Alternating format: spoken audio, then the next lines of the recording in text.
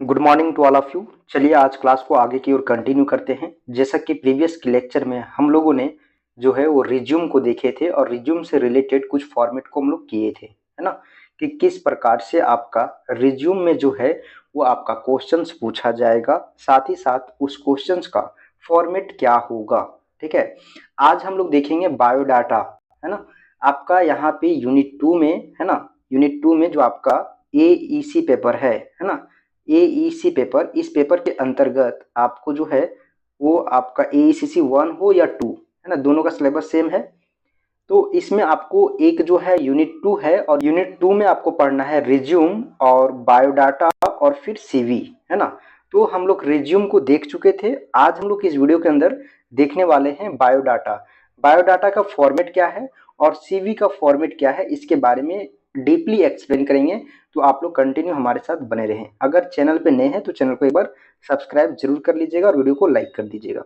देखिए दोस्तों, यहाँ पे आपका फॉर्मेट है। सबसे पहले हम लोग समझेंगे कि बायोडाटा और CV होता क्या है। ठीक है, बायोडाटा का सबसे पहले हम लोग जानते हैं कि बायोडाटा है क्या, फिर देखेंगे इसका फॉर्मेट, है ना।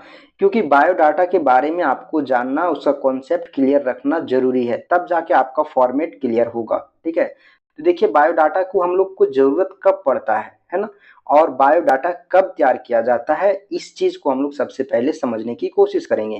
देखिए यहाँ पे लिखा हुआ है कि ये biodata short for biographical data, यानी कि बायोग्राफिकल डाटा के लिए जो है आपका एक शॉर्ट फॉर्म है आपका ये बायोडाटा। ठीक है, इसको यूज किया जाता है, यानी कि बोल सकते हैं is used commonly in Indian सब कॉन्टिनेंट ऑफ्टन फॉर मैरिज, जब आपका किसी का शादी ब्याह होता है उसके पर्पस के लिए, फॉर जॉब एप्लीकेशंस, जब आप कहीं पे जॉब के लिए एप्लीकेशंस देते हैं, है ना, उस वक्त आपको पर्सनल डिटेल्स की आवश्यकता होता है और उस टाइम आपको बायोडाटा लिखना होता है।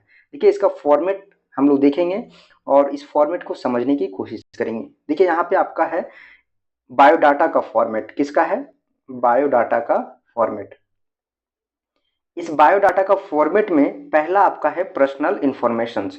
तो पर्सनल इंफॉर्मेशंस आप लोगों को पता होगा कि नाम लिखना है, फुल नेम, जैसे कि आपका जो भी नाम है उसको लिखना है। और एक चीज यहाँ पे हम बताएं कि एग्जामिनेशन हॉल में आपको वहां पे अपना नाम नहीं लिखना है। ठीक है, ABC करके आपको लिख देना है। ठीक है, नेम में ABC। ठीक है, उसके बाद डेट ऑफ बर्थ लिखना है। ठीक है, जेंडर लिखना है, ये आपका पर्सनल इंफॉर्मेशन है। ठीक है, जैसे कि आप कहीं पे जॉब के लिए या फिर कोई आप अगर मैरिज पर्पज से अगर आप लिख रहे हैं तो उस वक्त आपको नेम, है ना, फुल नेम होगा, उसके बाद आपका डेट ऑफ बर्थ होगा, जेंडर होगा, है ना, एड्रेस होगा, फिर आपका कॉन्टेक्ट इन्फॉर्मेशन होगा। ठीक है, कॉन्टेक्ट इन्फॉर्मेशन में आपका फोन और ईमेल दोनों आ जाएगा। ठीक है, फिर आपका देखिए यहाँ पे नेशनलिटी, है ना, उसके बाद आपका है यहाँ पे रिलीजियस, आप जो है ये चीज जो है वो आपको अपनी आवश्यकताओं के अनुसार से, जिस प्रकार के आप जो है वो बायोडाटा को तैयार कर रहे हैं उसके आधार पे आपको, अगर कहीं इस पे जॉब के लिए अगर आपको रिक्वायरमेंट किया है, आपको रिलीजियस बताना है, नेशनलिटी बताना है, तो आप ये सभी चीजों को लिख सकते हैं। अदरवाइज आप इस चीजों को स्किप भी कर सकते हैं। ठीक है, पर्सनल में। दूसरा है आपका क्वालिफिकेशंस, यानी कि एजुकेशन बैकग्राउंड क्या रहा है ना, एजुकेशनल बैकग्राउंड के बारे में। तो देखिए यहाँ पे डिग्री है। ठीक है, पहला जो आपका एजुकेशनल बैकग्राउंड में होगा वो आपको बताना है कि आपके पास डिग्री क्या है, क्वालिफिकेशंस क्या है। ठीक है, आप जो है वो कब कंप्लीट किए हैं, है ना, ईयर ऑफ आपका कॉम्प्लेशन बताना है आपको, है ना।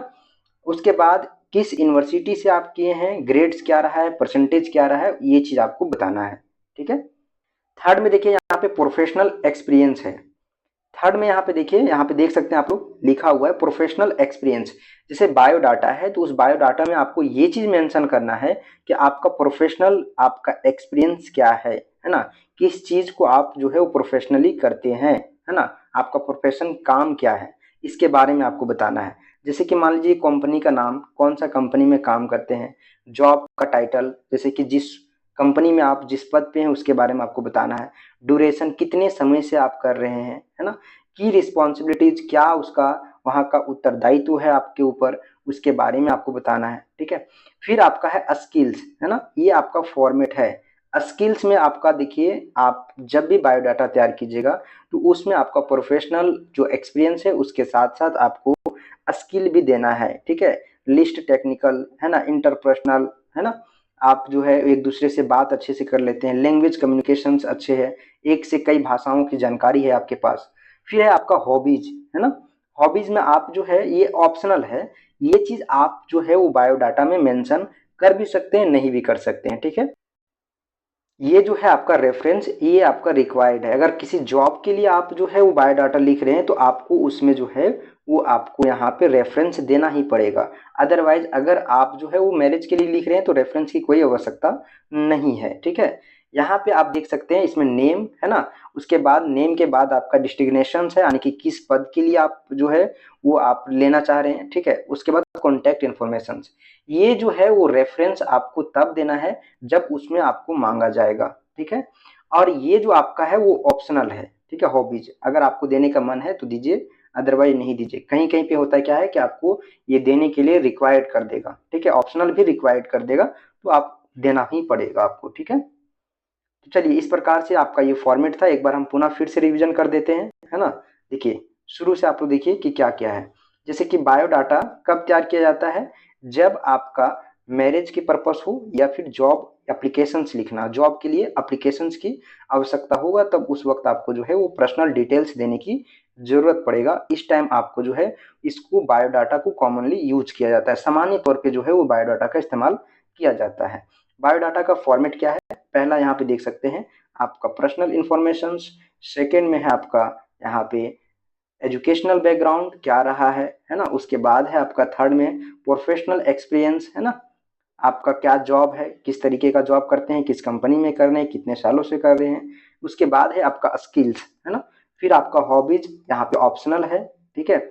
उसके बाद है आपका रेफरेंस, ठीक है, यानी कि इफ रिक्वायर्ड, अगर आपको जरूरत हो तब आप इस चीज को तैयार करें, ठीक है, अदरवाइज नहीं करें। अब हम लोग देखते हैं सीबी, है ना। सीबी क्यों लिखा जाता है और सीबी क्या है, इसके बारे में थोड़ा सा हम लोग समझते हैं, ठीक है। देखिए यहाँ पे आप लोग देख पा रहे होंगे लिखा हुआ है कि a CB is a more detailed document, है ना। एक ऐसा डॉक्यूमेंट है जो आपको आपके बारे में बारे जानकारी देता है, मोर डिटेल्स देता है, और इसको प्राइमरीली यूज किया जाता है एकेडमिक या आपका प्रोफेशनल पर्पज से, यानी कि शैक्षणिक संस्था के उद्देश्य से, या फिर आपका प्रोफेशनल, है ना, व्यक्तिगत जो है वो उसके उद्देश्य से आपका ये सीवी को तैयार किया जाता है, ठीक है। फॉर्मेट आप लोग यहाँ पे देख सकते हैं, पहला है आपका कॉन्टैक्ट इन्फॉर्मेशन, ठीक है। जब भी आप सीवी को तैयार कीजिएगा यहाँ पे आपका सीधा है कि एकेडमिक जो आपका है उसके पर्पज से यूज किया जाता है या प्रोफेशनल पर्पज से, तो आपको इसमें सबसे पहले जो मेंशन करना है वो है आपका कॉन्टैक्ट इन्फॉर्मेशन, ठीक है।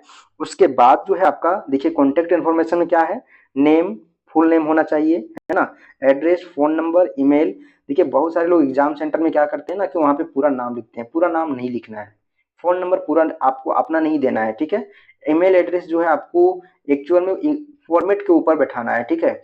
उसके बाद देखिए आपको कोई प्रोफाइल लिंक देना है, ये भी आपका ऑप्शनल है, अगर आप देना चाहते हैं तो दे सकते हैं, अदरवाइज नहीं दे सकते हैं, ठीक है। फिर आपको प्रोफेशनल समरी, यानी कि किस तरीके का आप काम करते हैं उसके बारे में आपको ब्रीफ स्टेटमेंट देना है हाईलाइट करके, योर करियर गोल्स क्या है, अचीवमेंट क्या है, एक्सपीरियंस क्या है, ठीक है, इस तरीके से आपको, ठीक है, अचीवमेंट्स क्या है इसके बारे में आपको बताना है, ठीक है। उसके बाद है आपका एजुकेशनल यहाँ पे क्वालिफिकेशंस, ठीक है। तो एजुकेशनल क्वालिफिकेशंस में आपके पास डिग्री क्या है ना, और आप किस यूनिवर्सिटी से आप जो है उस डिग्री को किए हैं उसके बारे में बताना है, ठीक है। उसके बाद है वर्क एक्सपीरियंस, फोर्थ नंबर में क्या है, वर्क एक्सपीरियंस, ठीक है। देखिए आप लोग को एक चीज मैं बता दूं कि जो आपका सेंटर पे क्वेश्चन आएगा वो कोई भी सीवी तैयार करने के लिए दे सकता है, ठीक है, या फिर बायोडाटा सीवी एक साथ देगा, तो उस वक्त जो आपका कॉमन चीज है ना, जैसे कि वर्क एक्सपीरियंस, है ना, या फिर आपका पर्सनल डिटेल्स, ये सभी चीज आपको एक ही बार लिखना है। ऐसा नहीं कि आपको सीवी और बायोडाटा एक साथ दिया है तो आपको दोनों को जो है वो आपको अलग अलग लिखना है, ठीक है। एक साथ लिख रहे हैं तो उसमें जो चीज कॉमन है उसको हटा देना है, ठीक है।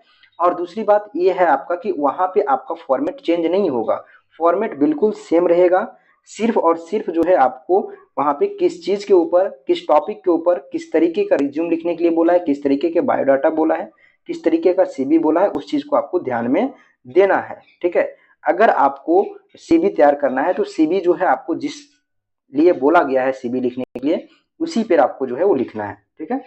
देखिए यहाँ पे आपका है सीवी में क्या क्या बोला है, देखिए वर्क एक्सपीरियंस, इसमें आपको जो है आपका कहाँ कंपनी में काम कर रहे थे उसके बारे में आपको बताना है, ठीक है। फिर आपका है डिस्टिग्नेशंस, फिर है आपका ड्यूरेशंस, फिर है आपका अचीवमेंट्स, है ना। आपको वर्क एक्सपीरियंस में ये सभी चीज को बताना है, ठीक है। उसके बाद है स्किल्स, क्या है, स्किल्स, है ना। तो आप अपने स्किल्स के बारे में बताएं, है ना, कि आपका जो जॉब था उस जॉब में आपका जो है देखिए किस प्रकार का आपके पास स्किल है ना। और उसी के अकॉर्डिंग आप जो है वो अपने जॉब को भी ले सकते हैं, ठीक है, प्रेफरेंस कर सकते हैं। सॉफ्ट स्किल्स रिलेवेंट जो आपका है टू द जॉब उसके बारे में आपको बताना है। फिर आप अगर किसी प्रकार का ट्रेनिंग किए हैं, सर्टिफिकेट है आपके पास, तो उसके बारे में आपको बताना है किस प्रकार का सर्टिफिकेट है, सर्टिफिकेट का नाम बताना है, क्या आपका इंस्टीट्यूशंस है, अथॉरिटीज क्या है, ये सभी चीज़ों के बारे में बताना है, ठीक है। फिर आपका प्रोजेक्ट के बारे में, रिसर्च के बारे में, ये सभी आपका ऑप्शनल है, इसको आप मेंशन कर सकते हैं, ठीक है। ऑप्शनल वर्क के बारे में आप बता सकते हैं सीवी के अंतर्गत, अदरवाइज आप नहीं भी बता सकते। लेकिन ये जो आपका फॉर्मेट है, इस फॉर्मेट में आपको ये चीज आपको देखने के लिए मिलेगा, ठीक है। अगर आपको वहां पे एग्जाम में अगर दूसरा टॉपिक के ऊपर आता है और उस टॉपिक में अगर सीवी की जो है सीवी लिखने के लिए आता है और सीवी में अगर प्रोजेक्ट के वहां पे डिस्कशन नहीं हो रहा है, तो आप प्रोजेक्ट का ऑप्शनल आप नहीं बात करें, है ना। उसके बाद देखिए किसी प्रकार से अगर अवार्ड आपको मिला है ना, ये भी आपका ऑप्शनल है, अचीवमेंट्स है। या फिर आपका यहाँ पे लैंग्वेज, लैंग्वेज के बारे में आप जानते हैं, ठीक है, तो उस लैंग्वेज के बारे में भी आपको बताना, ये भी आपका ऑप्शनल है, ठीक है। तो इस तरीके से आप लोग देखें कि सीवी और बायोडाटा किस तरीके से तैयार किया जाता है। चलिए दोस्तों, फिर मिलते हैं हम लोग एक नई वीडियो में। तब तक के लिए आप लोगों को बहुत बहुत धन्यवाद। इसी तरह हमारे साथ कंटिन्यू बने रहें।